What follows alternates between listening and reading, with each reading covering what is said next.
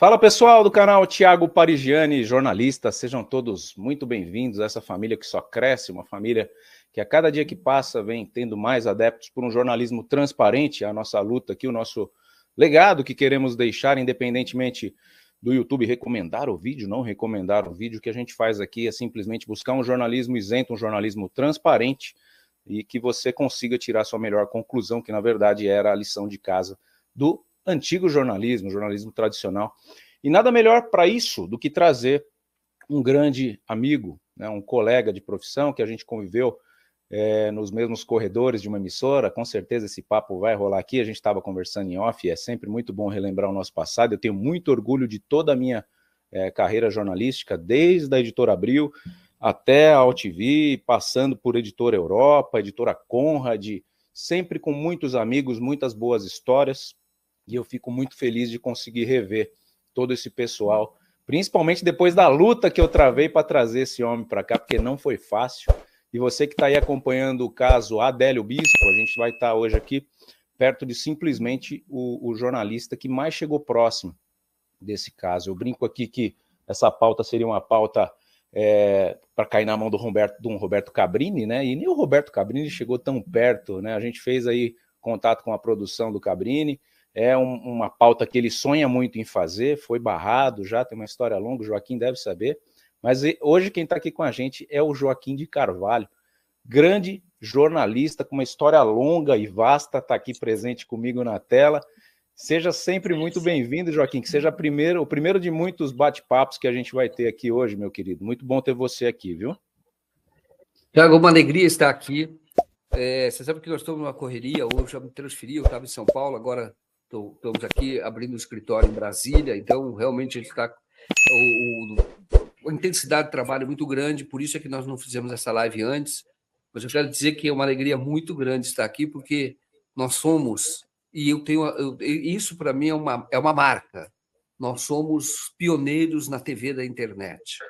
Muito antes do YouTube bombar, nós estávamos juntos na AltV, ali não tinha muita audiência, mas as pessoas estavam entrando, estavam vendo que era possível furar aquela bolha, ou quebrar o monopólio, se quiser dizer, da Globo, SBT, Rede TV, Bandeirantes, e você, então, fazer uma TV com pessoas talentosas, experientes, muitas, e mostrar que o mais importante nesta nossa época da internet é o conteúdo, é aquilo que você tem para mostrar, aquilo que você tem para dizer. Esse é o mais importante. Os meios ficaram facilitados. Os meios hoje é mais fácil você estar aqui se comunicando com milhares, milhões de pessoas. Não era assim, e nós fomos pioneiros nisso. Então, é uma alegria estar aqui com aquele que, vamos dizer assim, eu comparo a vida como se fosse uma trincheira. A gente está numa luta diária, entendeu? Sempre aí no caso do jornalismo, buscando aí a verdade factual, é uma trincheira. E nessa trincheira você tem vários combatentes. E aí você é um combatente, entendeu? Está ali na trincheira buscando a verdade factual, tentando explicar um pouco essa complexidade, né? Tentando trazer de maneira simples ou traduzir com simplicidade tudo o que acontece hoje na nossa sociedade. São muitos assuntos que precisam ser explicados. Um deles é justamente esse tema que você traz, que é o caso do Adélio Bispo de Oliveira, e que nós cobrimos, de fato, com intensidade. Eu posso contar depois como é que eu resisti a entrar nessa história, mas depois que eu entrei, eu vi que é uma história mal contada, contamos algumas coisas, mas temos mais coisas para contar. Sei que você também tem fonte nessa área, busca essa verdade factual, e estamos aqui para trocar ideia hoje, trocar informação e trocar ideia. Então, conte comigo para esta live. E muito obrigado pelo convite mais uma vez. Muito bom. Eu que agradeço, de verdade, é uma honra muito grande para mim, que estava conversando com o Joaquim nos bastidores, era um foca na AltV, né? Para quem não sabe o que é um foca, é aquele jornalista que está ali engatinhando. Eu tinha já uma casquinha, vinha ali da Editora Abril, mas para televisão era a minha primeira experiência, e sempre foi o meu sonho fazer televisão. Na verdade, acabei caindo na Editora Abril, porque gostaram das minhas redações. O professor Edson Rossi me chamou e falou, vem para cá escrever. Eu falei, putz, escrever, cara? Eu estou estudando para cobrir uma Copa do Mundo, uma Olimpíada, eu quero ir para a televisão, ficar famoso. Com 17 anos, o jornalista pensa dessa forma. E aí acabei caindo no texto, me apaixonei também, de certa forma, e quando eu chego lá na UTV, vejo o Joaquim, vejo o Caio Camargo, vejo Amanda Klein, vejo Alberto Luchetti, né, ex-diretor do Faustão, cara, a perna tremia quando chegava perto desse povo, assim, que o jornalista esportivo, o jornalista de entretenimento, quando chegava perto do jornalista político, ele tremia, porque ele não tinha base nenhuma, não sabia de nada, não era um país polarizado como é hoje. E a gente vai falar muito do caso Adélio, mas eu queria, na verdade, inverter a minha pauta. Eu ia deixar essa pergunta aqui para o final, mas eu acho importante o Joaquim trazer para a gente esse novo cenário da imprensa. O que aconteceu, Joaquim? A gente tinha um país até 2013, né, que acatava, que estava tudo bem, a esquerda estava dominante no poder, ninguém questionava muito, vinha um Aécio Neves, mas ninguém via como resistência, e de repente aparece uma questão de passagem de ônibus que desencadeia uma manifestação de rua, né, e o pessoal acaba querendo justiça e começa a puxar fios e mais fios, aparece uma lava-jato, aparece um impeachment da Dilma e uma eleição do Bolsonaro, e o mundo explode numa polarização absurda, e aí criam-se imprensas paralelas, ao meu ver. Hoje em dia existe muito mimimi, né? O inscrito num canal que é posicionado mais à direita, quando começa a falar em favor da esquerda, ele sai, e a mesma coisa acontece do outro lado. Eu queria que você me explicasse esse fenômeno de divisão da imprensa, porque antigamente a pessoa queria saber a verdade dos fatos, ela ligava ali no Jornal Nacional, confiava no que o Bonner e o Cid Moreira estavam falando e ia dormir em paz. Hoje em dia não é mais assim. O que você acha que aconteceu nesse jornalismo nichado e até que ponto a credibilidade do jornalismo hoje fica abalada por conta da indústria do clique? Eu acho que tem a ver, justamente, com o que nós falamos aqui no início, com o acesso das pessoas à internet. Isso tornou todos nós produtores de conteúdos, todas as pessoas. Então, o mundo, ele era mais, vamos dizer assim, as coisas eram mais fáceis de serem identificadas, como você falou muito bem. Você via o Jornal Nacional e você estava informado. As coisas importantes estavam ali e você podia dormir em paz porque você estava informado de alguma maneira. E é claro que esse tipo de comunicação, esse modelo, né, de comunicação, ele produzia distorções, claro. Você tinha um monopólio absurdo. Posso dar aqui o exemplo, por exemplo, né? Eu posso dar o exemplo da eleição de 89, que houve manipulação e a Globo editou um debate de maneira desonesta e influiu o resultado eleitoral naquela ocasião. E aí eu tenho vários outros exemplos em que a Globo... Quem que foi o presidente da ocasião? 89 foi o candidato era o Collor e o Lula. Então, naquela ocasião, houve um debate em que o Collor se saiu melhor que o Lula, é fato. Mas a Globo fez um debate, uma edição do debate em que parecia que o Lula era um completo inepto, um cara completamente despreparado, e o Fernando Collor um estadista. Uma manipulação absurda. Poderia ter refletido ali a edição do debate, ou com a edição, poderia ter refletido até que o Collor se saiu melhor naquele segundo debate. Houve 2 debates, o primeiro o Lula saiu muito melhor, o Lula dobrou a votação dele depois desse primeiro debate, mas no segundo o Lula realmente não foi bem. Mas também não foi do jeito que a Globo mostrou. Mas o que eu estou querendo contar com isso é que nós havíamos vamos dizer, era um mundo tranquilo, de certa forma, as coisas eram mais fáceis de serem entendidas, mas era um mundo talvez mais perigoso até, porque a exploração ou essa manipulação levava à consolidação de um poder que sempre ficava na mão de poucos. Então, era impossível você ter novos atores na política. Você pode ver que eram sempre... Os políticos eram aqueles políticos mais antigos, que eram bons. Mas quando você não tem adversário, é meio fácil ser bom, né?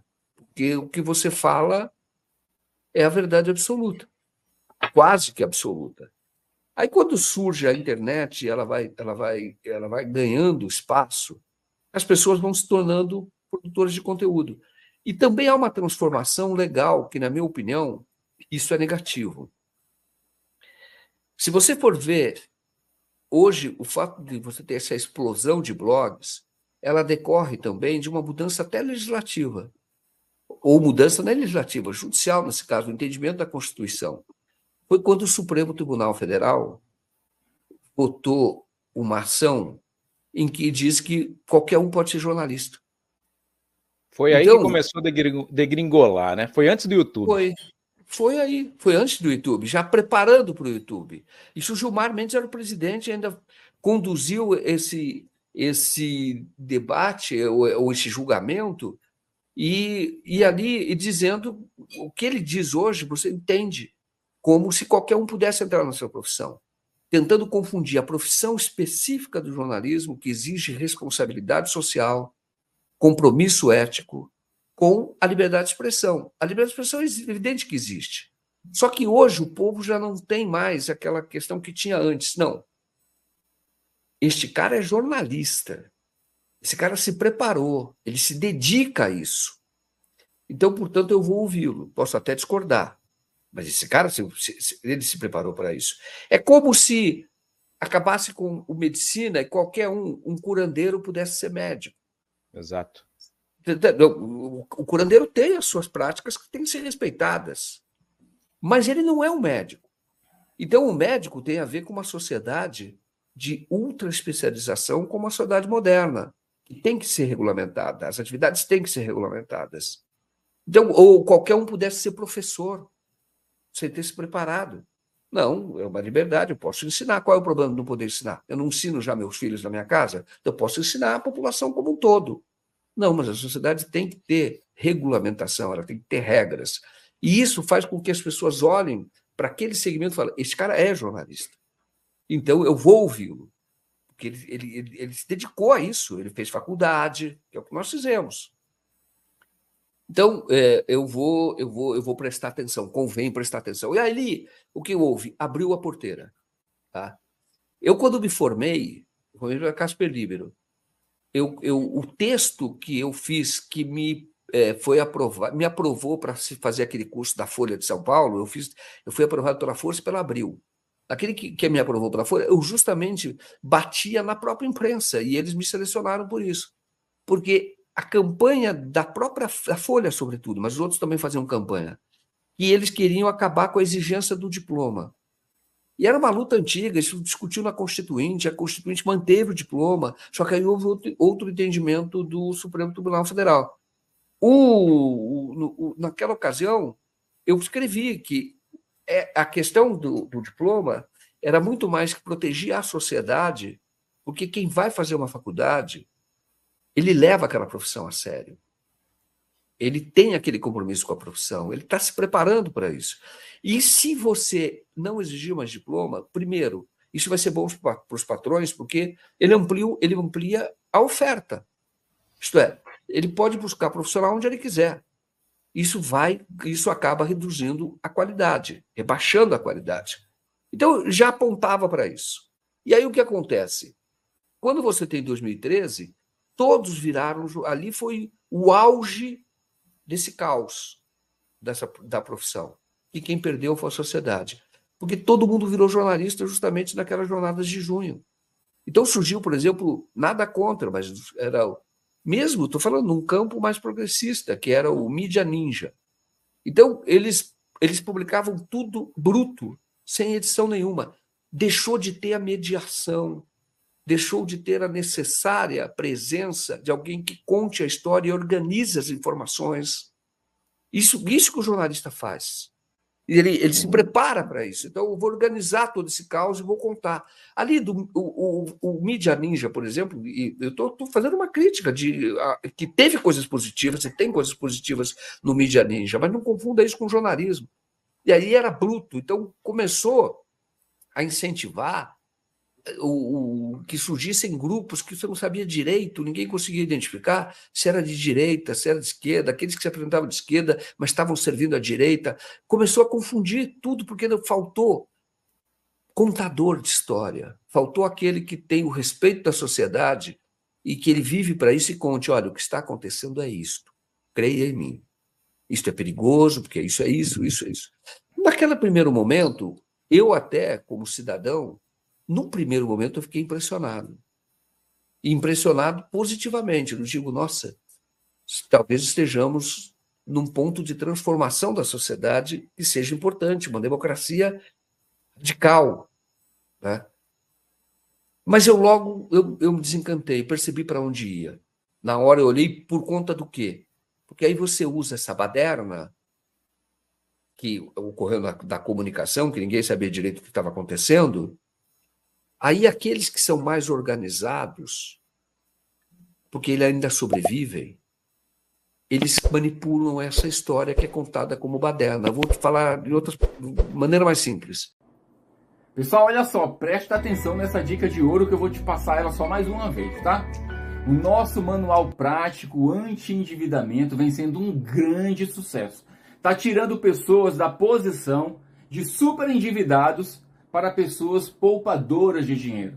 Principalmente você aí que está comprometido com empréstimo consignado, você que é aposentado, que é pensionista, que é servidor público e até você mesmo de carteira assinada, você sabe do que eu estou falando. Se a tua situação é essa, de pessoa super endividada, não perde tempo. Vem para cá, o Thiago Parigiani, parceiraço nosso aqui, conseguiu desenvolver esse manual prático que está mudando a vida de milhares de pessoas. A gente trouxe para você recentemente uma leva de 30 oportunidades ímpares para que você pudesse adquirir esse manual prático por apenas R$ 49,90.